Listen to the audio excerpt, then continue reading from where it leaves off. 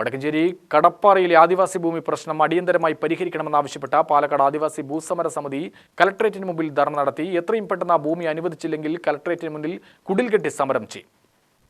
അളന്ന് തിട്ടപ്പെടുത്തി സർവേ കല്ലിട്ട ഭൂമി ആദിവാസികൾക്ക് നൽകാതെ സർക്കാർ വഞ്ചനാത്മക നിലപാട് തുടരുന്നതിന്റെ ഉദാഹരണമാണ് 10 വർഷമായി തുടരുന്ന കടപ്പാറ ഭൂസമരമെന്ന് ധർണ ഉദ്ഘാടനം ചെയ്ത വെൽഫെയർ പാർട്ടി സംസ്ഥാന സെക്രട്ടറി ജ്യോതിവാസ് പറവൂർ പറഞ്ഞു.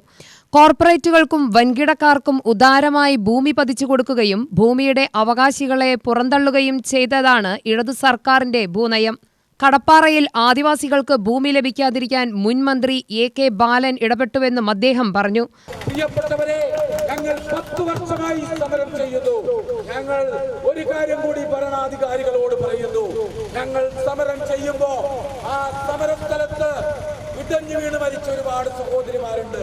ഈ സമരത്തിന്റെ കാലയളവിൽ മരിച്ച ഒരുപാട് സഹോദരിമാരുണ്ട്.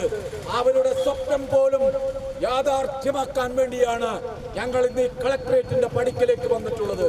അതുകൊണ്ട് അവരെ സാക്ഷി നിർത്തിക്കൊണ്ട് ഞങ്ങൾ പറയുന്നു, തലക്കൽ ചന്തുവിന്റെ പാരമ്പര്യമുള്ള ആദിവാസികൾ പറയുന്നു, സമരമുഖത്തു നിന്നുകൊണ്ട് പറയുന്നു, ഞങ്ങൾ പറയുന്നു, ഈ സമരഭൂമികയിൽ ഇടഞ്ഞു വീണ് മരിക്കേണ്ടി വന്നാലും ഞങ്ങൾ ഈ സമരത്തിൽ നിന്ന് പിന്മാറുകയില്ല എന്ന് ഉറക്കെ പ്രഖ്യാപിച്ചുകൊണ്ട് കളക്ടർക്ക് നിവേദനവും നൽകി. കടപ്പാറ ആദിവാസി ഭൂസമര സമിതി കൺവീനർ സജീവൻ കള്ളിച്ചിത്ര അധ്യക്ഷത വഹിച്ചു. വെൽഫെയർ പാർട്ടി ജില്ലാ വൈസ് പ്രസിഡന്റ് M സുലൈമാൻ മുഖ്യപ്രഭാഷണം നിർവഹിച്ചു. കടപ്പാറ ഊരുമൂപ്പൻ വാസു ഭാസ്കരൻ, ഐക്യദാർഢ്യ സമിതി കൺവീനർ ഷെരീഫ് പള്ളത്ത്, ഭൂസമര സമിതി സംസ്ഥാന കോർഡിനേറ്റർ KK ഷാജഹാൻ, ബാബു തരൂർ എന്നിവർ സംസാരിച്ചു. യമുന സുരേഷ് സ്വാഗതവും സന്ധ്യ കുപ്പാറ നന്ദിയും പറഞ്ഞു. UTV news Palakkad.